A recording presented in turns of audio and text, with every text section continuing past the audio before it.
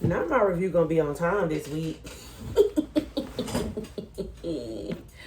Hey y'all, welcome back to my channel. It is me, Kay, and I am here today to bring you the Shy Season 7, Episode 11. Y'all, it is Saturday morning. It's like, why am I doing it vlog style? Y'all, I just finished watching the episode.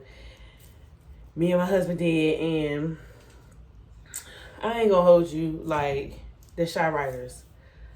Are y'all trying to hurt me?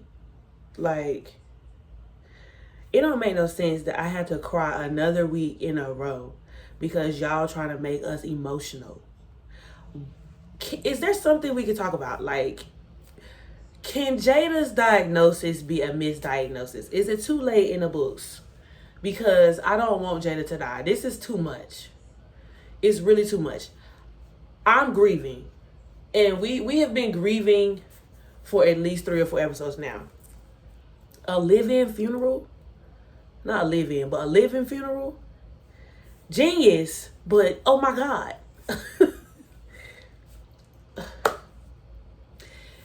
Now, I ain't gonna hold you. There was a couple of clips circulating on TikTok yesterday. And I saw a couple of clips before I watched the episode. And I was emotional off the one clip that I saw with just Emmett trying to do his speech. I teared up.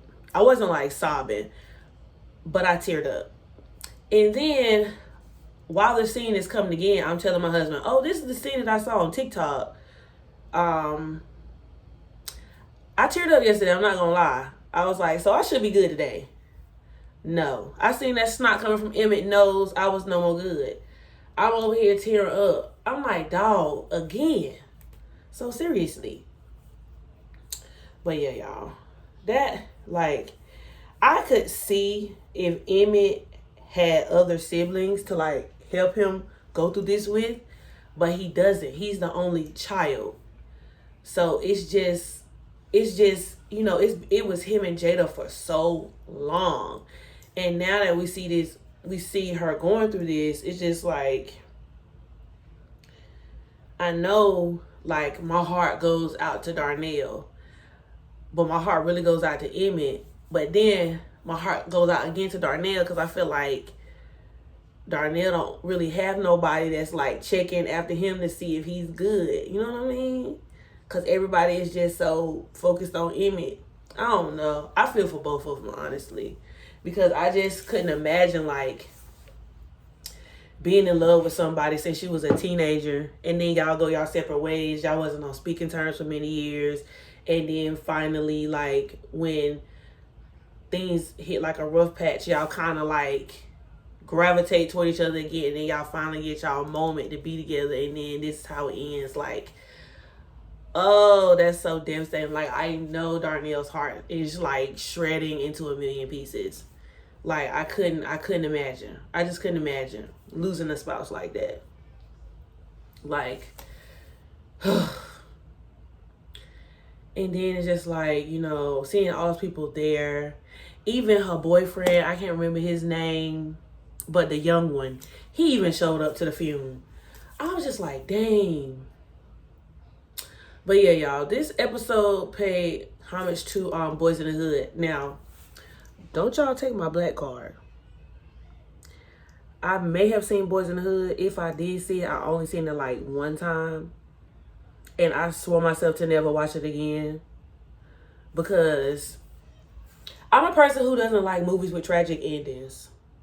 So, like, I just feel like I probably saw that movie one time and I never watched it again. So I can't recant to you, like, moments that were, like, pivotal moments that was from the movie that was in the Shy. But from what my husband said, like, the outfits, how they stood in front of the board where the person was talking to him about going to the military, that was in the movie.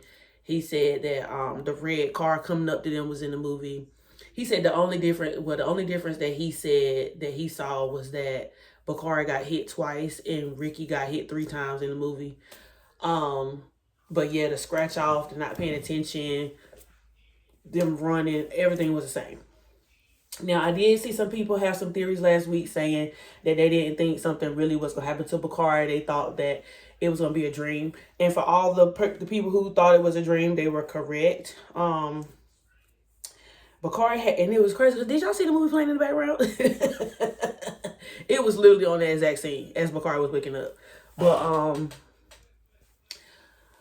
it was just, you know, interesting to me enough because all of this stemmed from Bakari basically talking too much. Like, this whole thing, I mean, Detective Toussaint was going to chase Reg regardless. But Alicia wouldn't have her claws in, trying to put her claws into Reg if Bakari didn't say nothing in the first place. Like, why would Bakari go to her and say something about a detective coming up to him anyway? I don't know, because he don't know Alicia like that. And then it's the fact, it's just like, Bakari, like, why would you do that knowing that you knew what happened to Rob? Like, you know what happened to Rob. You were there. And then it's just like, okay, well, Nook is trying to go after Reg because Reg is a conflict of interest for him. But at the same time, it's just like, okay, well, Bakari tells Nook that he feels like something's going to happen to him. And he was like, why? And he basically tells him that Alicia thinks that he knows something about Rob. And then Nook is like, well, why would you do that? And then it was, I mean, why would she know that? And he was just like, because, I threw up there. And Nook seemed to act like he didn't know that Bakari threw up. I thought he knew that Bakari threw up because he was right there when, Bakari threw up. When he was asking Bakari something, he was right there when Bakari threw up. So I was just like, I found that interesting that he was just like, like, ugh. But you know what I'm saying? Like, him talking, and then he was just like, you better not find out. Now, I know the Benabis, because that's what they call y'all. I know the Benabis were happy that, Bakari and Benet are entertaining each other again. Not like romantically, but like right now as friends. And so I'm just like, we get this scene. It's probably at least 6 or 7 months after they have broken up. Like, we have not seen them have no on-screen moments until like when Jamal, when Jamal got injured. And so now we have this scene with Bakari basically confessing to, Lord Jesus, Bakari confessing to Lene that, Nook is actually the person who took out Rob. Because Lene even told Bakari, like, I heard it was Zay. And she was just like, it wasn't. And so, Lene is still upset, rightfully so, about Bakari choosing the streets over her. But she then reminds Bakari, like, why do you keep getting me involved into stuff if you're not going to be honest with me? I do think Lene is going to hold the information. I think Lene. I think Lene is going to hold the information. I don't think Lene is going to tell anybody that, Nug is the person who actually took out Rob. But it definitely puts her, like, in a tight situation because Bakari is being watched. Like, it ain't no telling if, Detective Toussaint was watching Bakari when he went over to Lene's house. You just don't know because it's something that the audience doesn't know yet. You know what I mean? And so he told her everything, and he told her you couldn't tell nobody. Now, what had me thinking was, okay, so now if Nuck knows, Zay knew, they took Zay out, Bakari knows.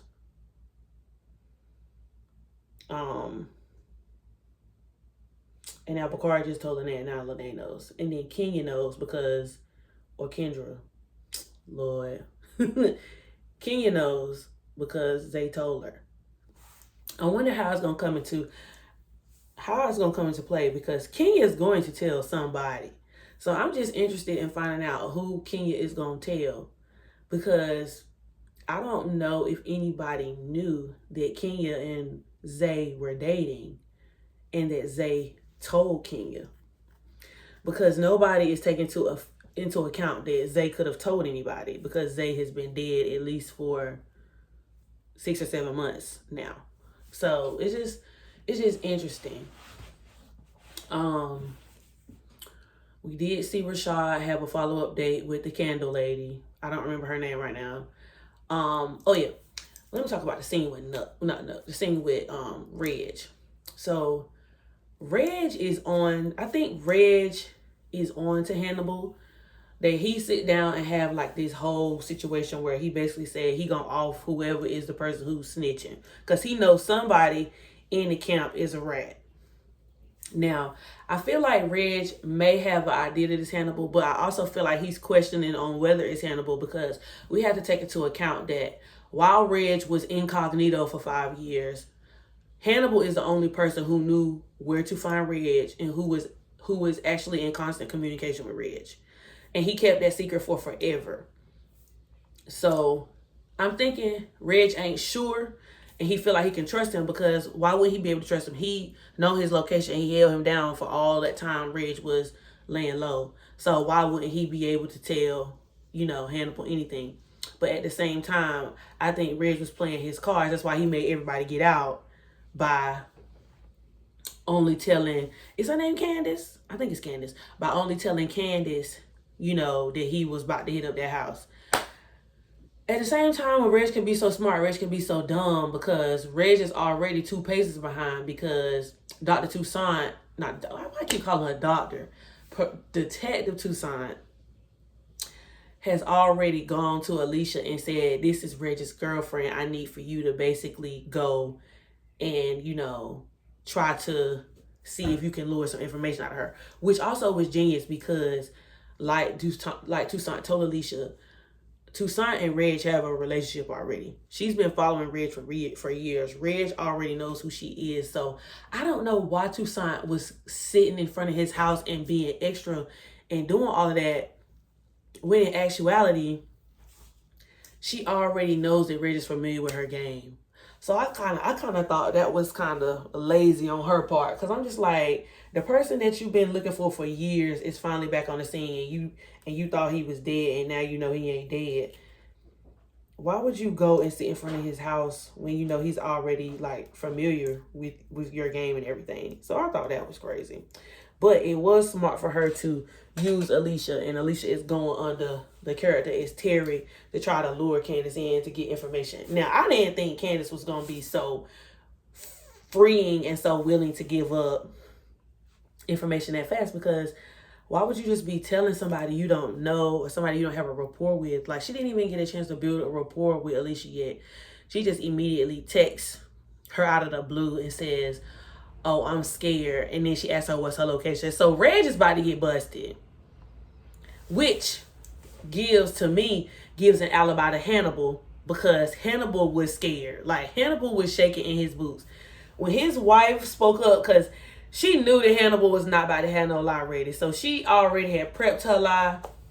And then it's the fact that I feel like Reg, like I said, was suspecting that it was Hannibal. That's why he pointed the tool at his wife because he knew that it would get a reaction out of Hannibal. But it's just not finna work out for Reg. Reg finna get caught up. And then I'm just like, well, if anything was to happen or somebody was to come, how is Candace gonna alert Reg that somebody is coming? It's not enough time to dial nobody's phone number. What's she gonna do? Skirt off? Like, it's, you know what I'm saying? It's just a lot going on. And I'm just like, and then I'm thinking to myself, like, Reg was laying low for all that time. How was you making money when you was laying low for all that time? You had plenty enough time to invest in Hannibal business and have a lifestyle as to where you didn't have to do this no more. First it was a jewelry store, it's people's houses. Now he breaking into it. You know what I'm saying? Like, it's just too much. And then, okay, the people got busted. The girl that he hired wasn't there. So I'm just like, okay, Reg, that wasn't smart either. Like, this is exactly why Duda didn't have you in place, Reg.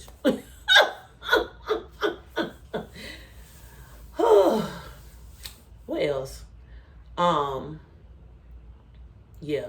Oh yeah, Bakari did end up telling the professor that Alicia pulled his scholarship and that he gonna focus on his book. So I guess school dreams is over for Bakari right now because he don't got no money, he can't afford it. And then I'm just like, why Bakari don't never got no money? If Bakari been working for Nook all this time and Nook and him was making money, why Bakari don't have no money? What is he doing with his money? I know he gotta eat, but he can't be eating that much smokers that he eating up all that money like that. Damien forgets to pick up little Ronnie from school, and there's a whole like homage to Jada finding Keisha under the bed. Keisha done found Zuri under the bed, and you know she was able to extend grace to Zuri because you know she was in that situation before. And then it was funny just for Keisha and Emmett to turn around and have a sit down with Damien about their house rules, just for Emmett to be like, she was really under your bed. She was really under your bed. Dang, DNA is crazy. Okay, Emmett.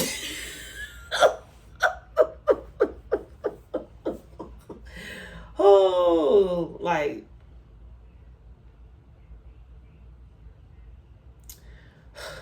Anyway. What else happens in the episode? Dom and Jamal are still in therapy. It's just. I wasn't necessarily against Dom and Jamal getting married, but it did like their whole situation with, you know, what's going on in their marriage does like bring up the point that before you get married, you need to know who you marry. You need to know the person. You need to know the person's desires. You need to know what that person likes. You need to know what that person's future plans are. You need to know if that person loves the Lord. You just need to know a whole lot of things before you get married, because once you get married, it just makes things a little less easier to deal with because you're not moving as an individual no more. And I think a lot of people, even though it's two individuals getting married, y'all are two individuals moving as one. You can't be an individual and live a separate life from the person that you are marrying. Yes, you do have individual time, but you is a we now. The me is a we, it's a us.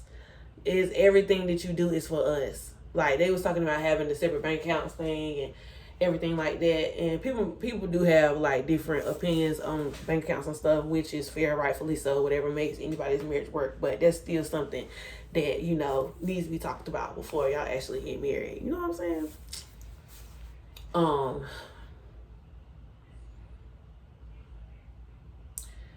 What else? Oh, Charles goes to Pastor Zeke and basically asks him to be a co-pastor. Hey Charles, nice to see you. We ain't seen you in a couple episodes. Where you was at? My husband said Papa messed around and called Zeke dad. I ain't hear that part. Did y'all hear that? I didn't hear that part. But I do think that Papa being around Pastor Zeke, Pastor Zeke is getting a serious rebrand. He on his redemption arc, because I did not see it for that man. But now that they actually are like diving into like who he was as an individual, I can't say that I'm no longer interested in Pastor Zeke's storyline, because I'm interested to see like how he did get to the part that we were seeing. Because I was like, Pastor Zeke, I did not see it for Pastor Zeke, because I was like, he is making Christians look bad. People already think that people go to church and pastors just make money and they just take money and they don't help their members and stuff like that, because that's not what that's not why church was established. You know what I'm saying? Like, all pastors are not like that, all Christians are not like that, but people also need to remember that Christians are people and Christians make mistakes just like everybody else. Just because they love the Lord don't mean they live a perfect life. Nobody is perfect. Only perfect man that walked this earth was Jesus, and he's seated on the throne with his Father currently. You know what I'm saying? Like, that's why we got to do our best to do the best we can. And when we do mess up and have shortcomings, that we go to the Lord and ask for forgiveness. Nobody is perfect. You know what I'm saying? So I do like the redemption story that, I ain't gonna say I do like the redemption story, but I am interested in seeing like how he got to that point. And then him losing the church, which I still don't necessarily understand, and I think I still missed the part on that, because I'm just like, how we go from a mega church to going back to Pastor Jackson's church, you know, is a different story. There was a connection while they was at the church. Sidebar. Charles walked up to Hannibal's wife and was like, "Oh, hey." Hannibal's like, "Hold on. How y'all know each other?" And she basically said Charles dated her sister. Y'all, who is her sister? Let's go ahead and rule it out. If I'm not gonna say it can't be the girl Reg hired, because she could have dated men before she started getting with women. Not gonna necessarily take that off the table, but it did kind of rule her out for me, because I'm just like, oh well, maybe it's not her. Then I was like, it can't be Candace, because I just don't see it being Candace, because Candace was sitting at the house and they did look like they had a rapport, like they were sisters and nothing like that. So I'm like, and then also she was there with her as well, the girl Reg hired to be his new, you know what I mean? So it can't be them two. Then I'm like, is it Zuri? Can't be Zuri, can it? Could it be Zuri? I'm not sure. You know, Charles likes to, my ring light went out, y'all. Sorry, hold on.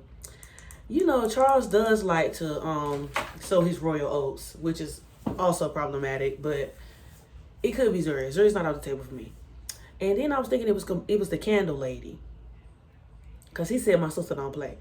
And so then I'm just like, it can't be Alicia either, because Alicia is a little bit older than her, and Alicia, well, unless they add another sibling, Alicia was already siblings with Sonny and Q. So I'm just like, the only girls I got left is the candle lady and Zuri, for being Hannibal's wife's sister.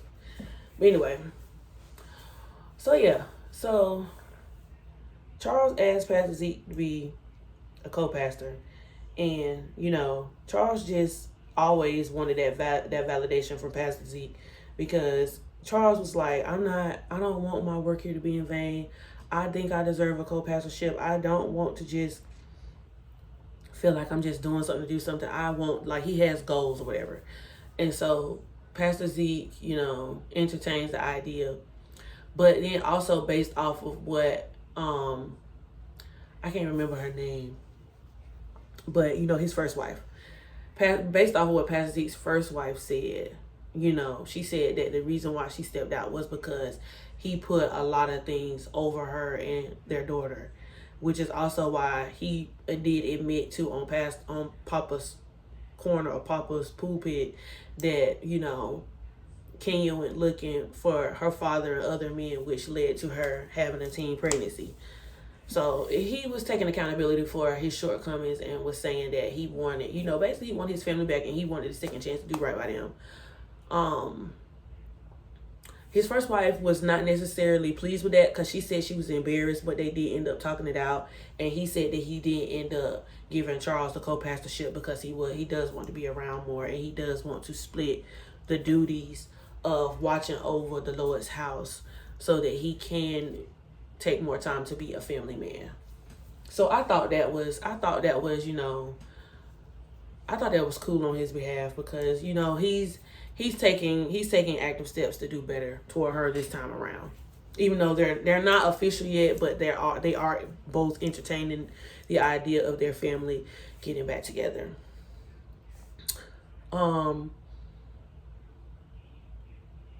We didn't see much from Trig this episode, but Trig did make a statement about how he did enjoy Jada's homegoing service, and how he hopes that people feel like that when he goes.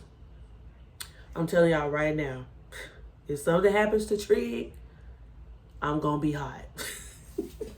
Because we did not give Trig this gangster to civilian storyline just for him to be taken out. Because what you mean? And next week is the last episode. And unless Luke James was lying when he was out in the streets, but he said he wasn't going to be in season 8. So what's the tea? What's going on? What is going on? Okay? Don't play.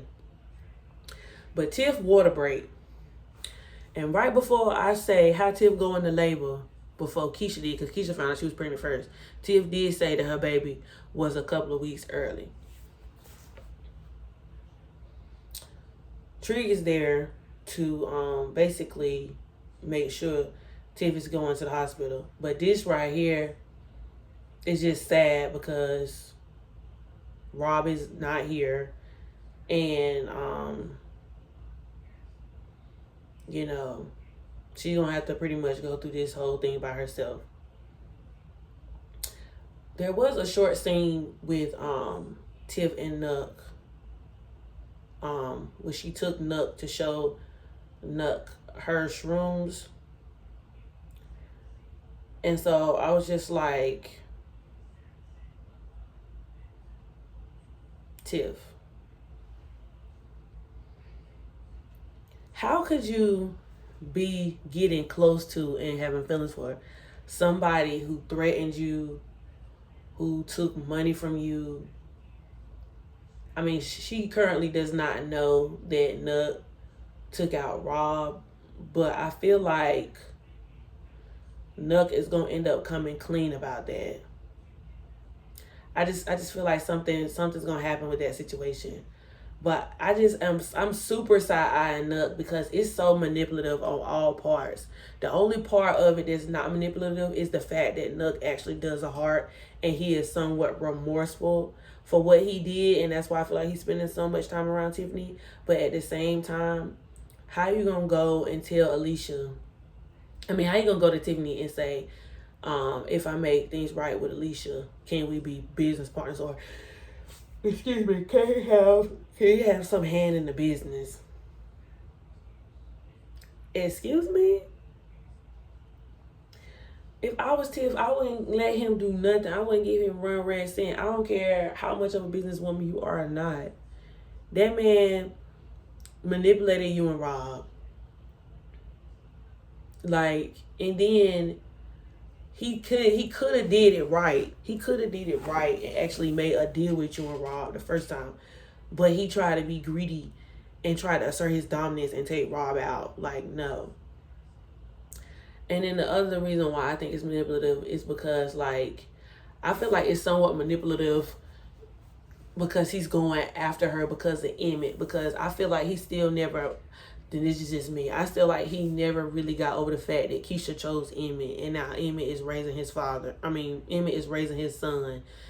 You know, and is that other father figure in his life. Even though I think Nuck is appreciative of Emmett because, like, if he can't be around, like, he's gonna protect and respect the guy who is around his son. But at the same time, it's just like, why would you go after Emmett, other baby mama, when you and then you know Emmett feel a way about Tiff? You know what I mean? Like, Emmett's gonna always feel a way about Tiff. That's the mother of his child, and they were married for years. So it's just like, why would you do that? Like, I just feel like it's just so manipulative, like, all the way around. And I don't respect Nuck for that at all. Like, and you trying to make money off of the situation. Like, please. And then you got somebody like Trig, who I think would be super great for Tiff. I feel like I would like for Tiff to be dating somebody, or not even dating somebody right now, because she just got a lot going on in her life. She need to focus on herself and her kids because she still don't got EJ. And where is EJ? But, you know what I mean? Like, if she was to, like, entertain somebody, I feel like I would want her to be with Trig because he seems the most down to earth. He always wanted kids. He always wanted to be in a loving relationship. And he just didn't have the chance on this show yet to experience that. Because we did start the season off with him and Fatima, and child, we just don't even know where Fatima is at this point. Like, we don't know what happened.